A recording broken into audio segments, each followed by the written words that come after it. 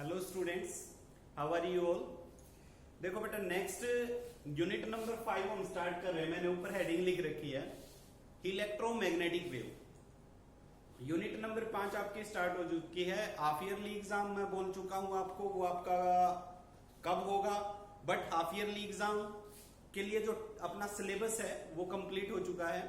Half yearly syllabus आप कह सकते हो वो कंप्लीट हो चुका है। उससे अब हम नेक्स्ट स्टेप पे जा रहे हैं, दैट इज इलेक्ट्रोमैग्नेटिक वेव। और इलेक्ट्रोमैग्नेटिक वेव में से बेटा आपका कुछ मार्क्स का जैसे 3 या 4 नंबर का पहले था वेटेज, बट अब 30% सिलेबस कटने के बाद थोड़ा सा मे बी वेटेज आपका इंक्रीज हो सकता है। तो वो 3 से लेके 5 नंबर तक जा सकता है। 3 से लेके 5 नंबर, पहले 3 नंबर का था, वो 5 तक जा सकता है सीबीएसई बोर्ड में। तो चलिए हम स्टार्ट करते हैं। पहले हम कंप्लीट कर लें अपना सिलेबस, फिर बाद में बोर्ड वो देता ही रहेगा लास्ट में। इलेक्ट्रोमैग्नेटिक वेव्स स्टार्ट करने से पहले अब एक बार बेटा मैं आपको हिस्ट्री में लेके चलता हूं, बिल्कुल ध्यान से सुनो। सबसे पहले आपने थर्ड यूनिट में ओर्स्टेड एक्सपेरिमेंट पढ़ा। ओर्स्टेड एक्सपेरिमेंट में क्या सीखा, क्या पढ़ा, क्या बताया ओर्स्टेड एक्सपेरिमेंट में। ओर्स्टेड एक्सपेरिमेंट में सिंपली हमने ये पढ़ा था, when we pass electric current through any conductor then a magnetic field produce around it, a magnetic field produce around it, and the direction of magnetic field, that magnetic field which is produced due to the passing of the electric current through any conductor, the direction of the magnetic field we can give by the Snow rule, by the right hand palm rule, etc. ये rules हमने पढ़े थे direction of magnetic field बताने के लिए। Oersted ने तो ये कह दिया कि जब भाई हम किसी कंडक्टर से पास करते हैं इलेक्ट्रिक करंट, तो उसमें क्या प्रोड्यूस हो जाता है, क्या प्रोड्यूस हो जाता है, मैग्नेटिक फील्ड। जब हम किसी भी कंडक्टर से इलेक्ट्रिक करंट पास करें तो उसमें क्या प्रोड्यूस हो रहा है, क्या प्रोड्यूस कर रहा है वो कंडक्टर के अंदर, मैग्नेटिक। ये किसने कहा, ओर्स्टेड ने। मैं ये लिख लेता हूं यहां पे। फिर फेराडे ने भी अपना एक पॉइंट डाला इलेक्ट्रोमैग्नेटिक इंडक्शन में। फेराडे ने क्या कहा, फेराडे ने ये कहा कि भाई बात ठीक है, हम मान लेते हैं, क्यों ना अब हम मैग्नेटिक फील्ड चेंज करें तो क्या प्रोड्यूस होता है वहां पे, इलेक्ट्रिक फील्ड या इलेक्ट्रिक करंट हम कह सकते हैं। क्या प्रोड्यूस हो गया, इलेक्ट्रिक फील्ड या फिर इलेक्ट्रिक करंट। तो मैग्नेटिक फील्ड चेंज करने से क्या प्रोड्यूस हो गया, इलेक्ट्रिक फील्ड। अब क्वेश्चन राइज अप ये हो गया कि अगर हम इलेक्ट्रिक फील्ड चेंज कर दें तो क्या हम मैग्नेटिक फील्ड प्रोड्यूस कर सकते हैं।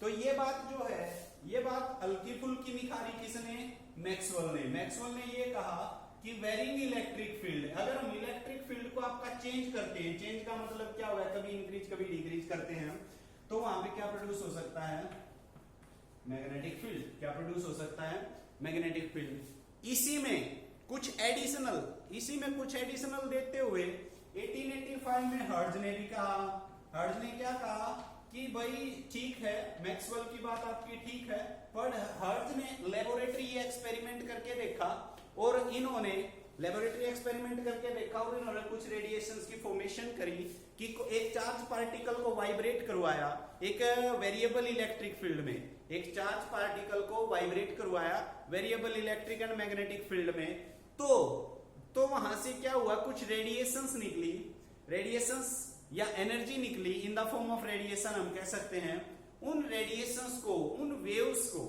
वेव्स को क्या बोला गया, इलेक्ट्रोमैग्नेटिक वेव्स। क्या बोला गया, इलेक्ट्रोमैग्नेटिक वेव्स। ठीक फिर इसी के बेस पे 1901 में मार्कोनी, नाम सुना होगा आपने, मार्कोनी ने फर्स्ट रेडियो बनाया, यानी कि इन इलेक्ट्रोमैग्नेटिक वेव्स का यूज किया। कहां पे, इलेक्ट्रोमैग्नेटिक वेव्स का यूज किया कम्युनिकेशन में। और कम्युनिकेशन 50 मीटर से 50 किलोमीटर तक मार्कोनी ने ये सेटअप किया 1901 में। वहां से स्टार्ट हो गया भाई अपना modern age. Modern age means we can say that कि टेक्निकल एज। वहां से स्टार्ट हुआ हमारा वायरलेस कम्युनिकेशन। वायरलेस कम्युनिकेशन जैसे अब मैं यहाँ पे अपनी वीडियो रिकॉर्ड कर रहा हूँ, ये आप अलग अलग गांव में बैठे बैठे अलग अलग डिस्टेंस पे आप कैप्चर कर रहे हैं। जूम क्लास हम स्टार्ट करते हैं, that is also the example of wireless communication. After that communication will proceed deep and deep. So तो बेसिक आइडियाज जो आपके इस कम्युनिकेशन के स्टार्ट हुए थे वो आपके मैंने अब ये डिस्कस किए हैं। अब हम स्टार्ट कर लेते हैं बेटा अपना टॉपिक। ये तो कुछ मैंने आपको बताई कि कुछ ऐसे ऐसे हम पढ़ के आए हुए हैं और ऐसे ऐसे हमारा वायरलेस कम्युनिकेशन सेटअप हुआ। इलेक्ट्रोमैग्नेटिक वेव्स का जो जनरेशन है वो इस तरीके से होता है। अब जो स्टार्ट करते हैं हम इलेक्ट्रोमैग्नेटिक वेव्स का, उससे पहले एक पॉइंट आ जाता है। एक पॉइंट वो क्या आता है, वो है डिस्प्लेसमेंट करंट। अगर बेटा मैंने जो आपको डिलीटेड फाइल जो आपके पास सेंड किया था, पीडीएफ सेंड किया था, सीबीएसई का जो 30% पोर्शन डिलीटेड हुआ है, उस पोर्शन में अगर हम देखें तो इलेक्ट्रोमैग्नेटिक जो वेव्स है, इलेक्ट्रोमैग्नेटिक वेव्स का एक ही टॉपिक उड़ा हुआ है, and that is the basic ideas of the displacement current. कौन सा है? Basic ideas of displacement current. पर क्योंकि डिस्प्लेसमेंट करंट का नॉलेज हमारे लिए जरूरी है, आगे कुछ टॉपिक्स ऐसे आएंगे जहां पे मेरे को बीच में जिक्र करना पड़ेगा कि डिस्प्लेसमेंट करंट है, तो बेटा हम थोड़ा सा इसको क्लेवरली समझते हैं। क्लेवरली इन द सेंस कि हम पूरा डीपली जाएंगे भी नहीं और अपना नॉलेज हो जाएगा काम चलाओ कि हाँ भाई अब हम काम चला सकते हैं डिस्प्लेसमेंट करंट से। डिस्प्लेसमेंट करंट हुआ कहां से, ओरिजिनेट कहां से आया, कहां से ये वर्ड हमारे नॉलेज में आया? सुनो,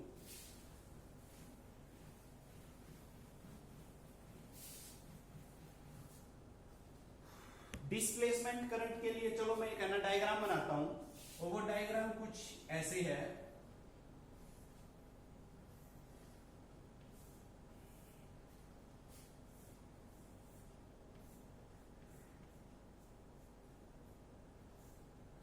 पॉजिटिव नेगेटिव, ये P है और ये Q प्लेट है। अब ये दोनों प्लेट्स किसका काम कर रही हैं? पैरेलल प्लेट का। तो क्यों ना हम इसको कह सकते हैं पैरेलल प्लेट कैपेसिटर बन गया और इनके बीच में कुछ गैप हो गया। तो अब आप ये बताओ, क्या इस सर्किट में से करंट पास करेगा? डेफिनेटली करेगा, डेफिनेटली करेगा। एम्पियर ने क्या कहा? अब वर्ड फिर से आ गया, पुराना जाना माना नाम, एम्पियर सर्किट लॉ पढ़ा है। क्या होता है Ampere circuit law? Ampere circuit law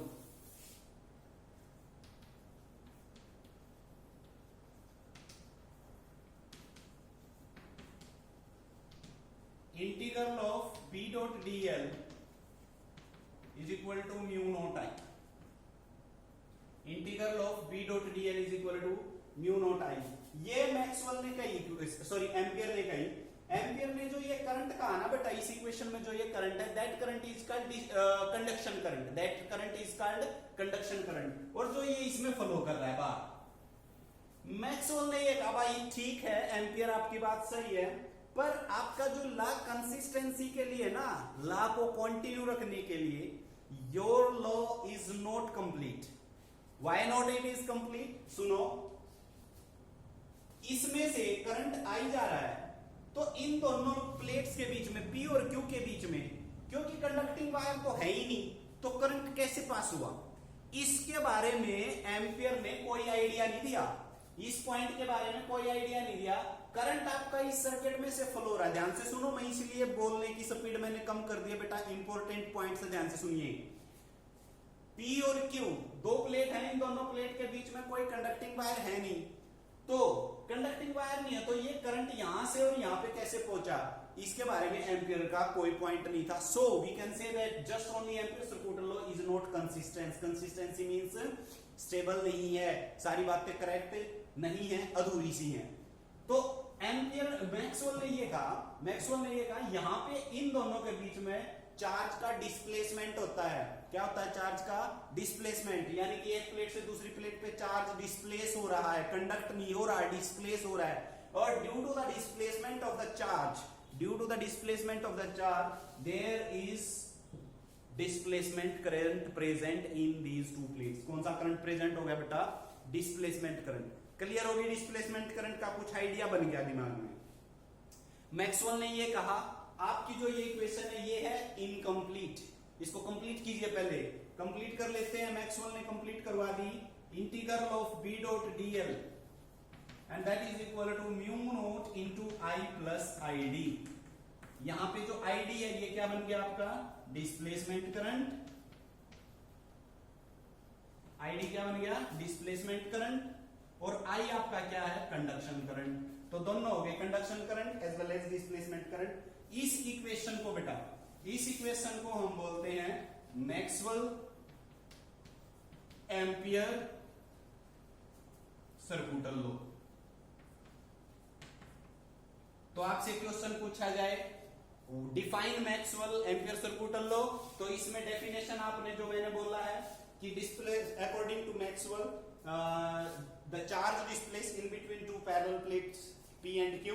diagram आप ये बना देंगे, और due to the displacement of the charge a current produce in between the plates and that current is called displacement current. And Maxwell Ampere modification law can be written as B dot dl is equal to mu naught I plus ID। Clear हो गया यहां तक? यहां तक बिल्कुल simple है, clear चल रहे हैं। अब भाई मैक्सवेल ने बात तो कह दी, अब वो जो मैक्सवेल की बात है वो मैक्सवेल की बात प्रूफ भी तो करनी है कि क्या ऐसा है।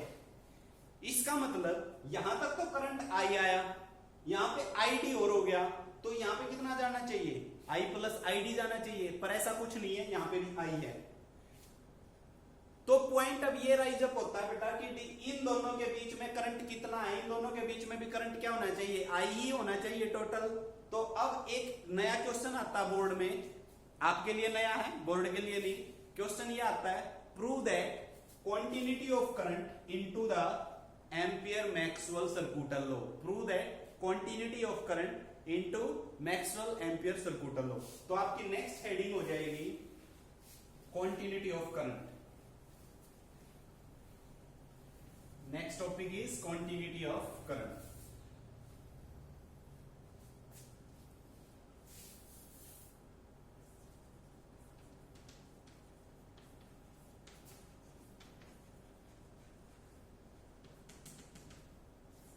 देखो भाई क्वांटिटी ऑफ करंट, इसके लिए let us B consider to loops. एक लूप तो यहां ले लिया हमने L1 और एक लूप लिया है यहां पे इनके बीच में L2। दो लूप लिए हैं L1 और L2। L1 के लिए इलेक्ट्रिक फ्लक्स 0 है, बिल्कुल कह सकते हो क्योंकि ये बाहर भाई सरफेस एरिया है ही नहीं, no electric field lines pass through this. L2 के लिए फ्लक्स होगा, पर L2 के लिए कंडक्शन करंट नहीं है। ध्यान से सुनो, इसके लिए फ्लक्स नहीं है, इसके लिए कंडक्शन करंट नहीं है। चलो आ जाओ फिर इक्वेशन बनाते हैं, नहीं की मैथमेटिकल सुनिए। For loop first,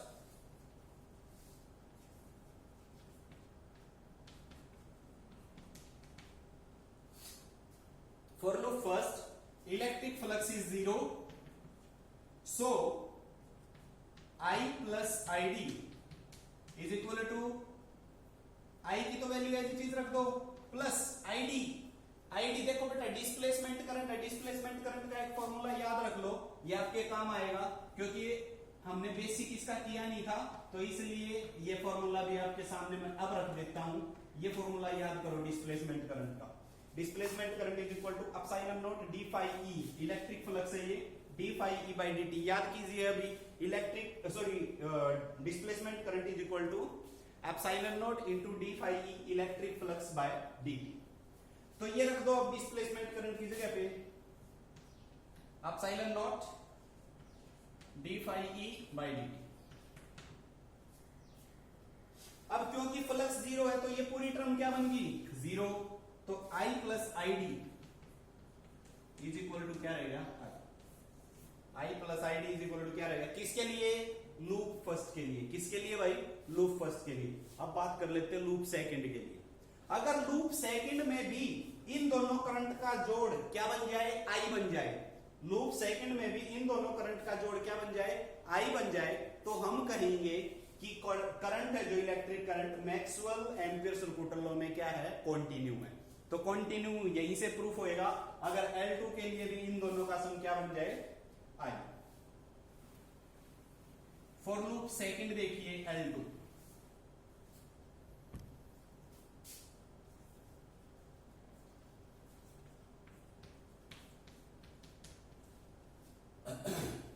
loop second के लिए मैंने बोला था भाई कि आपका कंडक्शन करंट 0 है, तो कंडक्शन करंट 0 है तो I plus I D is equal to क्या हो जाएगा? ये 0 प्लस आई डी की वैल्यू रख दो epsilon naught d phi e by dt। ठीक है, या हम इसको लिख सकते हैं I plus I D is equal to epsilon naught d phi e by dt। ठीक है, ओके। अब इस इक्वेशन को तो अभी मैं यहीं रहने देता हूं। अब बात सुन लो बेटा एक बार, क्या मैं यहां बता देता हूं। एक electric field between two plates, इन दोनों प्लेट्स के बीच इलेक्ट्रिक फील्ड का फॉर्मूला क्या होता है? सिग्मा बाई एप्सिलॉन नॉट आया था कि नहीं आया था? दो पैरेलल प्लेट के बीच में electric field E is equal to sigma by epsilon naught. क्या मैं इलेक्ट्रिक फील्ड को Q by A epsilon naught लिख सकता हूं? बिल्कुल लिख सकते हैं। ये सिग्मा होता है charge per unit area, surface charge density. तो E इज इक्वल टू ये हो गया। अब E इज इक्वल टू ये हो गया, E is equal to Q by A epsilon naught. तो क्या मैं यहां से E into A is equal to Q by epsilon naught रख सकता हूं? देखो यहां से A को इधर भेज दिया, EA Q by epsilon not. EA क्या बन गया? याद है तो बच्चों, फ्लक्स हो गया आपका ये इलेक्ट्रिक फ्लक्स क्या हो गया बेटा? Q by epsilon naught, Q by epsilon naught. ये वैल्यू अब यहां रखो इस equation. Electric flux is equal to क्या हो गया? Q by epsilon naught. तो I plus ID is equal to epsilon naught into 1 by epsilon naught dQ by dt। Epsilon naught से एप्सिलॉन नॉट और dQ बाय dt क्या है? Conduction current आ गया आपका फिर से। तो I plus ID is equal to I किसके लिए? किसके लिए हो गया ये? लूप सेकंड के लिए।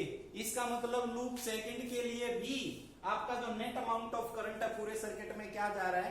I जा रहा है। So we can say that current is continuous in Maxwell Ampere circuit law.